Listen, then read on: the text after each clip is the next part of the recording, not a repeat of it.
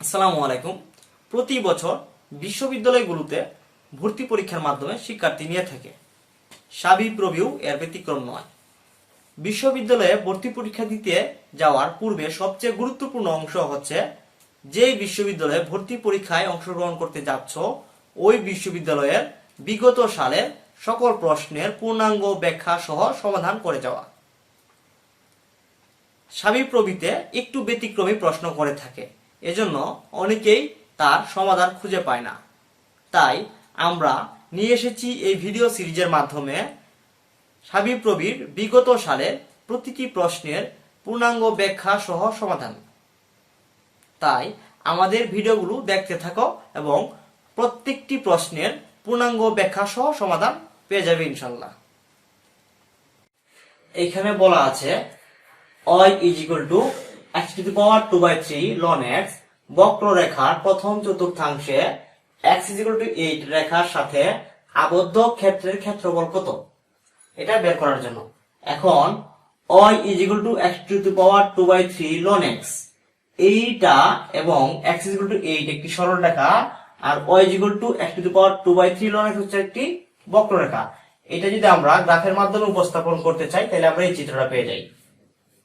এখন তারা চেয়েছে হচ্ছে y = 2/3 ln x এর মাধ্যমে একটি গ্রাফের প্রথম চতুর্থাংশে যতটুক আবদ্ধ হয় তার ক্ষেত্রফল বের করার জন্য, এবং x = 8 সরলরেখার মাধ্যমে যতটুক আবদ্ধ হয়। এখন আমরা জানি যদি কোন বক্ররেখার মাধ্যমে আবদ্ধ ক্ষেত্রের ক্ষেত্রফল বের করার কথা বলে, অর্থাৎ যার ঢাল যে রেখার ঢাল প্রতি ক্ষণে ক্ষণে পরিবর্তিত হয় তার মাধ্যমে আবদ্ধ ক্ষেত্রের ক্ষেত্রফল বের করার কথা বলে, তখন আমরা ইন্টিগ্রেশনের মাধ্যমে বের করে থাকি। তো এখানেও আমরা ইন্টিগ্রেশনের মাধ্যমে বের করতে পারবো। তো ইন্টিগ্রেশনের মাধ্যমে বের করতে হইলে আমাদের কি করতে হবে? আপার লিমিট এবং লোয়ার লিমিট জানতে হবে। এখন এখানে হচ্ছে কি আপার লিমিট হচ্ছে এতটুকু, x = 8। এখন আমাদেরকে লোয়ার লিমিট বের করতে হবে। এখন দেখো লোয়ার লিমিট বের করবো আমরা কিভাবে। এখানে বলে দিয়েছে যে প্রথম চতুর্থাংশে, যেহেতু বলে দিয়েছে প্রথম চতুর্থাংশে, সুতরাং কি হবে x এর পজিটিভ দিকে y এর পজিটিভ দিকে, x এর পজিটিভ দিকে এবং y এর পজিটিভ দিকে শুরু হয়েছে এখান থেকে, এই পয়েন্ট থেকে। তো এই পয়েন্টে হচ্ছে x অক্ষের উপর অবস্থিত। এই পয়েন্ট হচ্ছে কি x অক্ষের উপর অবস্থিত। যদি কোনো বিন্দু x অক্ষের উপর অবস্থিত হয়ে থাকে তখন আমরা বলতে পারি ওই বিন্দুতে কি y = হচ্ছে কি 0। তো ওই বিন্দুতে y = 0 পাইলে এই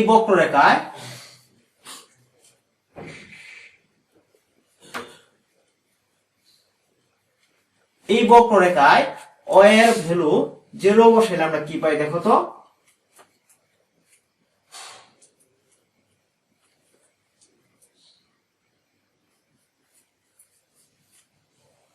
জিরো বসাইলে পাই হচ্ছে ln x = 0। সুতরাং x = পাই হচ্ছে 1। সুতরাং এখানে x এর ভ্যালু হচ্ছে কি 1।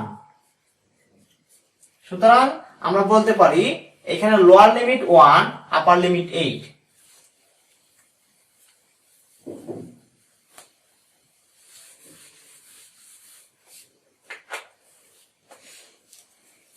তো আমরা যদি ইন্টিগ্রেশনের মাধ্যমে এটাকে প্রকাশ করতে চাই তবে আমরা এইভাবে প্রকাশ করব।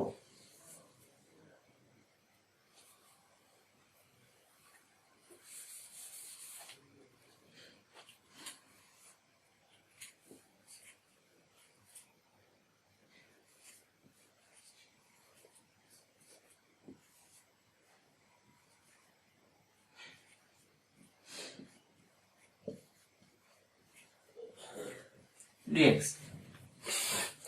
এখন আমরা এটা ইন্টিগ্রেশন করলে যা পাবো তাই হবে y = x⁴ ln x এবং x = 8 রেখার মাধ্যমে আবদ্ধ ক্ষেত্রের ক্ষেত্রফল যা প্রথম চতুর্থাংশে অবস্থিত। এখন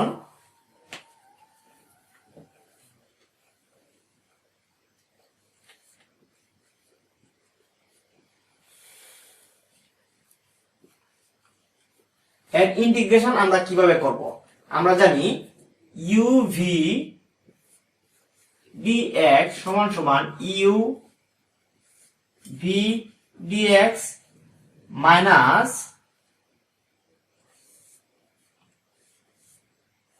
du dx v dx dx। এখন হচ্ছে এখানে u এবং v নির্ধারণ করতে আমাদেরকে লি8 একটি শর্টকাট ফর্মের মাধ্যমে আমরা বুঝতে পারি। এখানে একটি ত্রিকোণমিতিক ফাংশন ই হচ্ছে কি এক্সপোনেনশিয়াল ফাংশন। ওকে, তো এখানে যেটি বামে থাকবে এখানে এটি হবে ইউ, আর যা ডানে থাকবে I inverse function, L algebraic function, T ত্রিকোণমিতিক ফাংশন, ই হচ্ছে কি এক্সপোনেনশিয়াল ফাংশন। ওকে, তো এখানে যেটি বামে থাকবে এখানে এটি হবে ইউ, আর যা ডানে থাকবে ওইটা হবে কি ভি। তো এই শর্টকাট ফর্মের মাধ্যমে আমরা লন হচ্ছে কি বামে আর এক্স হচ্ছে ডানে, সুতরাং এখানে ইউ হবে লন আর ভি হবে x to the power 2/3।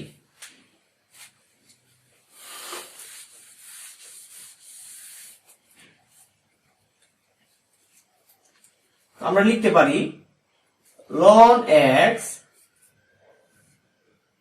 x to the power 2/3 dx minus integration of dd x of ln x integration x to the power 2/3 dx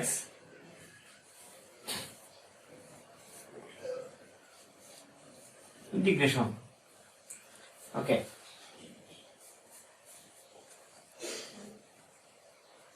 এটার ইন্টিগ্রেশন করলে কি হয়? ইন্টিগ্রেশন করলে হয় হচ্ছে x to the power 2/3 plus 1 divided by 2/3 plus 1 minus এটার differentiation করলে কি হয় 1/x x to the power 2/3 plus 1 divided by 2/3 plus 1 dx।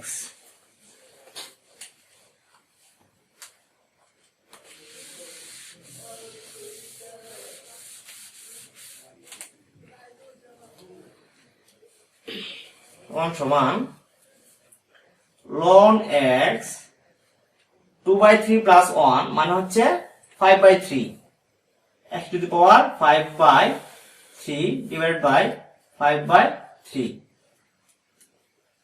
minus 1/x x to the power 5/3 by 5/3 dx।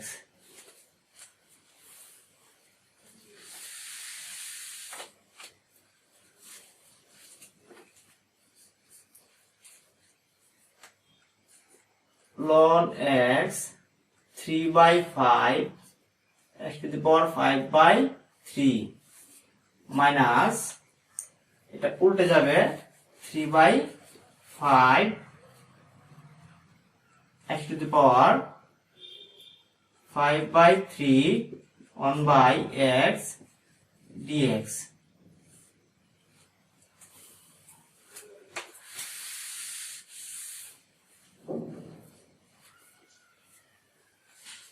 আমরা লিখতে পারি 3/5 x to the power 5/3 ln x minus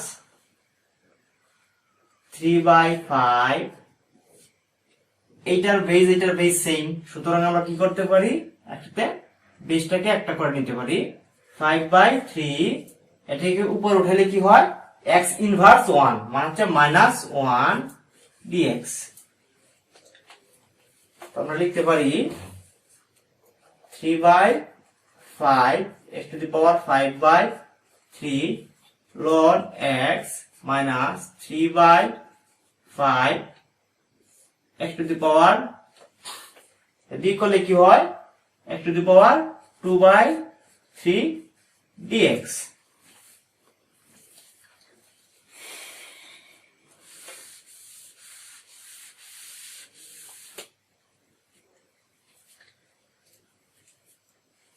এটাই থেকে যায়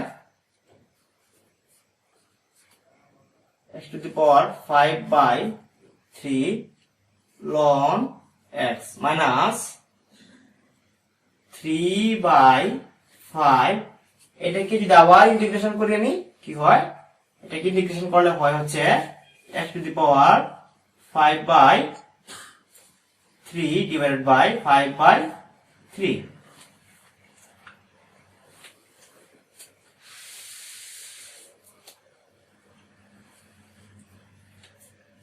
সমান 3/5 x to the power 5/3 ln x minus এটা উল্টে যাবে, সুতরাং কি হবে 3/5 into 3/5 x to the power 5/3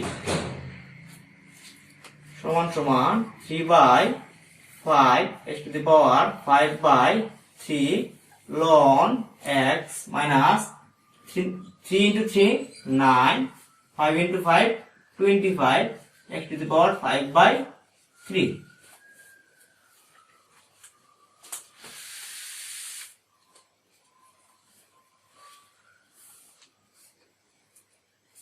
এখান থেকে আমরা যদি 9/25 কমন নিয়ে নেই 9/25 তাহলে কি হয়, এখানে ছিল হচ্ছে 3/5 আর আমরা কমন নিয়েছি 9/25, তো এখানে যদি আরেকটা 3/5 দিতে চাই তাহলে আমরা এরকম করতে পারি 3/5 into 5/3, তো এই 3/5 আর এই 3/5 গুণ হয়ে কি হবে, এটা হয়ে যাবে আর বাকি থেকে যাবে এটা থেকে যাবে, সুতরাং আমরা লিখব হচ্ছে 5/3 x to the power 5/3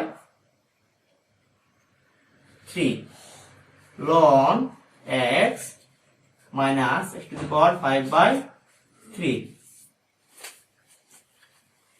এখন শুধু আমরা যদি আমাদের লিমিট বসিয়ে দেই, লিমিটিং ভ্যালু বসিয়ে দিলে আমরা যা পাবো তাই হবে आंसर। এখন আমাদের লিমিটিং ভ্যালু কি ছিল, আপার লিমিট আর লোয়ার লিমিট ছিল 1, আপার লিমিট ছিল 8।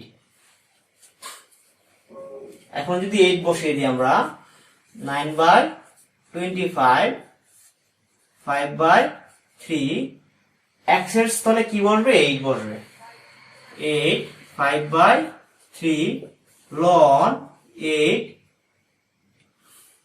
minus 8 to the power 5/3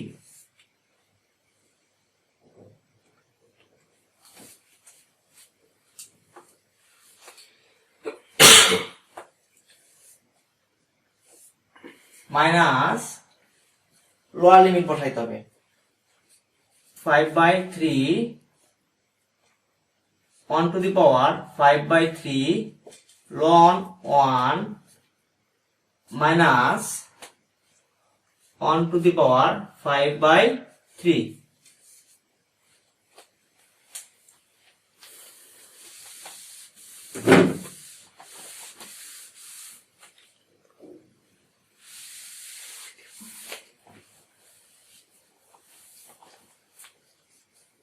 9/25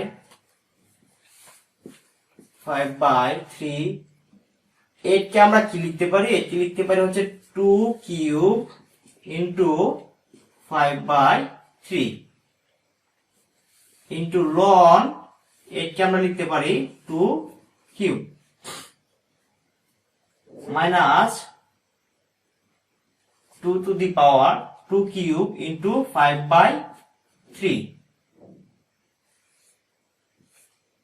minus ln 1 সমান আমরা জানি 0, এটা যদি 0 হয় তাহলে সম্পূর্ণ অংশটুকুই 0 হয়ে যাবে, সুতরাং আমরা লিখতে পারি 0 ব্র্যাকেট 0 মাইনাস 1 এর উপর যাই পাওয়ার থাকুক না কেন এটা 1 ই থাকে,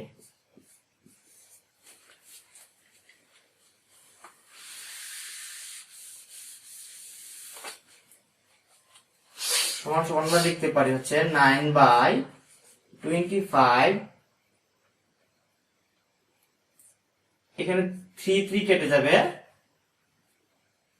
থাকবে হচ্ছে 5/3 into 2 to the power 5 আর এই ln এর ক্ষেত্রে পাওয়ারটা সামনে চলে আসে 3 ln 2 মাইনাস এখানে 3 3 কেটে যাবে, থাকবে হচ্ছে 2 টু দি পাওয়ার 5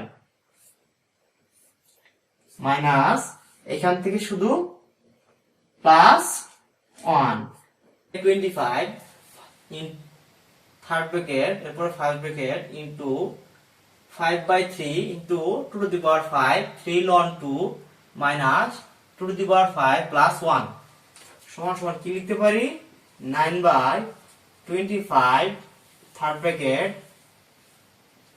5 ওকে সমান সমান কি লিখতে পারি দেখো তো এখানে 3 তে কেটে যায় থাকে হচ্ছে 9/25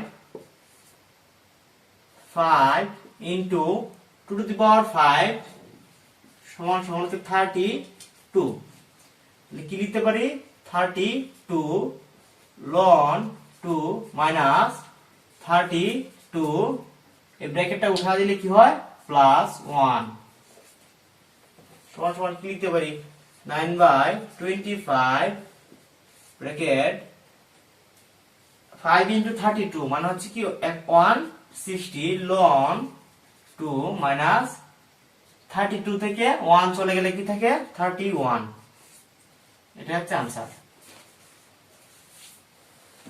এই প্রশ্নে কি বলেছে যদি f of x = x square যখন x greater than 0 f of x = 1 যখন x = 0 f of x = x যখন x less than 0 হয় তবে limit x tends to 0 f of x এর মান কত এখন f of x যদি y হয় তখন আমরা কি লিখতে পারি y x স্কয়ার যখন x greater than 0 y 1 যখন x 0 y x যখন x less than 0 তো এখানে একটি ফাংশনের তিনটি ভিন্ন ভিন্ন কন্ডিশনে দেয়া আছে এখন প্রথম কি বলেছে x greater than 0 মানে হচ্ছে 0 এর চেয়ে বড় তো তৃতীয় কন্ডিশনে কি বলেছে x less than 0 মানে হচ্ছে 0 এর চেয়ে ছোট এখন দেখো তো লিমিট x টেন্ডস টু 0 এটা দিয়ে কি বুঝিয়েছে এটা দিয়ে বুঝিয়েছে এটা যে x এর ভ্যালু 0 নয় কিন্তু 0 এর খুব কাছাকাছি এটা পজিটিভ দিক থেকেও এবং নেগেটিভ দিক থেকেও তো এই গ্রাফের মাধ্যমে আমি কি বুঝাচ্ছি যে দুই দিক থেকেই 0 এর নিকট আসছে বা 0 নয় তার মানে হচ্ছে 0 এর খুবই কাছাকাছি দুটি ভ্যালু কিন্তু 0 নয় ওকে এখন যখন বলতেছে যে x greater than 0 তখন কি বলতেছে যখন x greater than 0 তখন y x স্কয়ার তো এটা 0 এর কোন পাশে অবস্থিত ডান পাশে মানে হচ্ছে রাইট সাইড তো আমরা এটাকে কি বলতেছি রাইট সাইড সুতরাং আমরা লিখতে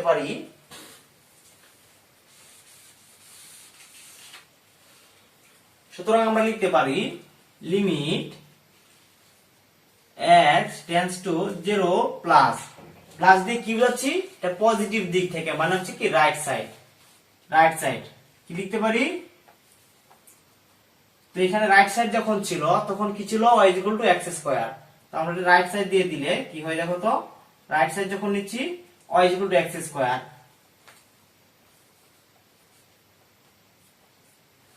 তো y এর ভ্যালু যদি আমি 0 বসিয়ে দিই তাহলে কি হয় 0 পেয়ে যাই আমরা রাইট সাইডে কি পাই 0 এখন লেফট সাইডে কি বলছে 0 এর খুব কাছাকাছি কি ঋণাত্মক দিক থেকে এখন দেখো যখন বলছে লেফট সাইড মানে মাইনাস দিক থেকে তখন কি ছিল y x মানে হচ্ছে যখন x হচ্ছে 0 এর চেয়ে ছোট তখন y x তো এটাকে আমরা লেফট সাইড যদি দেই limit x tends to 0 minus তো মাইনাস দিয়ে কি বুঝিয়েছি এটা 0 এর খুব কাছাকাছি কিন্তু ঋণাত্মক দিক থেকে 0 এর খুব কাছাকাছি তো এখানে কি ছিল যখন 0 এর খুব কাছাকাছি কিন্তু ঋণাত্মক দিক থেকে মানে হচ্ছে কি x 0 এর চেয়ে ছোট তখন কি ছিল y x এটা সমান সমান কি 0 সুতরাং আমরা ডান পক্ষ এবং বাম পক্ষ দুই দিক থেকেই x এর ভ্যালু পাচ্ছি কি ফাংশনের ভ্যালু কি পাচ্ছি 0 পাচ্ছি সুতরাং এটার आंसर হবে কি 0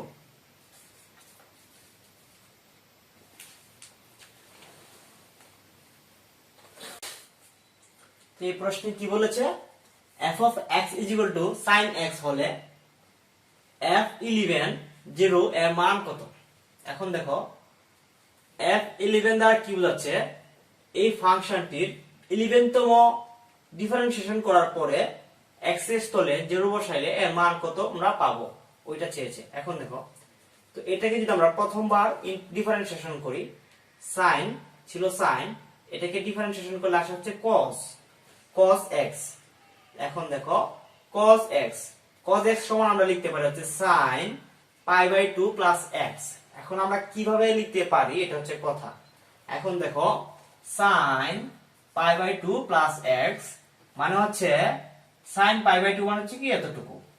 এখন দেখো আর প্লাস x মানে হচ্ছে কি এই কোয়াড্রেন্টে চলে আসছে, সেকেন্ড কোয়াড্রেন্টে। এখন সেকেন্ড কোয়াড্রেন্টে যখন চলে আসছে তখন sin সেকেন্ড কোয়াড্রেন্টে কি পজিটিভ, sin পজিটিভ মানে হচ্ছে প্লাস। আর যেহেতু এটা π/2 এর বিজোড় গুণিতক মানে হচ্ছে সামনে 1 আছে, সুতরাং sin কি হবে cos হয়ে যাবে। কেননা π/2 এর বিজোড় গুণিতক থাকলে ত্রিকোণমিতিক ফাংশনগুলো চেঞ্জ হয়ে যায়, চেঞ্জ হয়ে sin cos হয়ে যায়, cos sin হয়ে যায়। এখন খেয়াল করো, আবার যদি আমরা এটাকে ডিফারেন্সিয়েশন করি এই ফাংশনটুকুকে, কি আসে দেখো, প্রথমবার করলে cos x ছিল, আর cos x কে করলে কি আসে দেখো তো, দ্বিতীয়বারে মাইনাস cos কে করলে হচ্ছে মাইনাস sin x, এটা আমরা জানি। এখন দেখো এইটা সমান আমরা লিখতে পারি sin 2 π/2 প্লাস x। এখন এইটা কিভাবে লিখতে পারি এটা হচ্ছে কথা। এখন খেয়াল করো,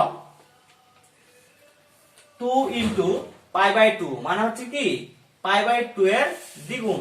π/2 সমান কি ছিল 90, π/2 এর সাথে দ্বিগুণ করলে কি হয় 180, মানে হচ্ছে এইখানে এতটুকু কি 180, এতটুকুর সাথে আরেকটা x যোগ করা হয়েছে, সুতরাং কি থার্ড কোয়াড্রেন্টে চলে আসছে। তো থার্ড কোয়াড্রেন্টে সাইন হচ্ছে নেগেটিভ, এই জন্য মাইনাস চিহ্নটা চলে আসবে। আর এই π/2 এর এটা হচ্ছে 2 জোড় গণিতক, যেহেতু জোড় গণিতক সুতরাং কি হবে সাইন সাইনই থাকবে, শুধু মাইনাস চিহ্নটা চলে আসবে, সুতরাং এটা সমান আমরা কি এটা লিখতেই পারি। এখন খেয়াল করো, আবার যদি এটাকে আমরা ডিফারেন্সিয়েশন করি, মাইনাস মাইনাস ছিল আর সাইন কে ডিফারেন্সিয়েশন করলে আসে হচ্ছে cos x, তো cos x লিখেছি। এখন খেয়াল করো, এইটা সমান আমরা এটা লিখতে পারি, মানে হচ্ছে sin 3 π/2 প্লাস হচ্ছে x। তো এটা কিভাবে আমরা লিখতে পারি, 3 π/2 মানে হচ্ছে কি π/2 এর 3 বার যোগ করলে যা আসে তা হচ্ছে কি 3 π/2।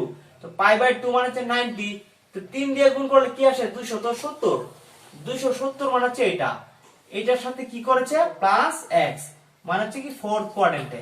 তো ফোর্থ কোয়াড্রেন্টে কি সাইন হচ্ছে কি নেগেটিভ, তো ফোর্থ কোয়াড্রেন্টে সাইন নেগেটিভ, সুতরাং কি হচ্ছে এখানে একটা মাইনাস চলে আসছে।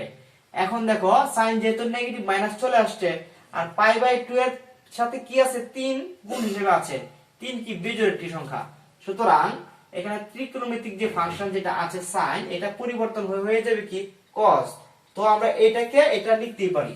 এখন একই রকম ভাবে আমরা যদি লিখতে চাই, এখন একটা জিনিস খেয়াল করো সবাই, প্রথমে কি আসছিল যখন প্রথমবারে গুণ ডিফারেন্সিয়েশন করলাম তখন কি আসলো π/2 এর সাথে কি আসলো 1, আর দ্বিতীয়বারে 2, তৃতীয়বারে কি আসলো 3, চতুর্থবার যখন করব তখন আসবে কি 4, এবং প্রত্যেকটার সামনে কি দেখো প্লাস, প্রত্যেকটার সামনে প্লাস। তার মানে আমরা এখান থেকে একটা জেনারেল ফর্মুলা বের করতে পারি। কি বের করতে পারি দেখো তো, যদি এরকম হয় n বার ডিফারেন্সিয়েশন করি তাহলে আমরা লিখতে পারি কি বলতো, লিখতে পারি হচ্ছে sin n π/2 plus x, n π/2 plus x লিখতেই পারি, কেননা প্রথমবার যখন করলাম তখন 1 π/2 মানে প্রথম, যখন দ্বিতীয়বার করলাম তখন আসলো কি 2 π/2, যখন তৃতীয়বার করলাম তখন কি আসলো 3 π/2, আর প্রত্যেকটার সামনে কি আসছে প্লাস চিহ্ন চলে আসছে। তো আমরা এটা লিখতে পারি কি জেনারেলি যদি লিখতে চাই তখন লিখতে পারি, যখন n বার করব তখন লিখতে পারি হচ্ছে কি sin n π/2 প্লাস x। এখন এখানে কতবারের কথা বলেছে 11 মানে 11, তো আমরা 11 বসিয়ে দেই, তার মানে হচ্ছে n এর মান কত হবে 11, তো 11 বসালে কি হয় দেখো,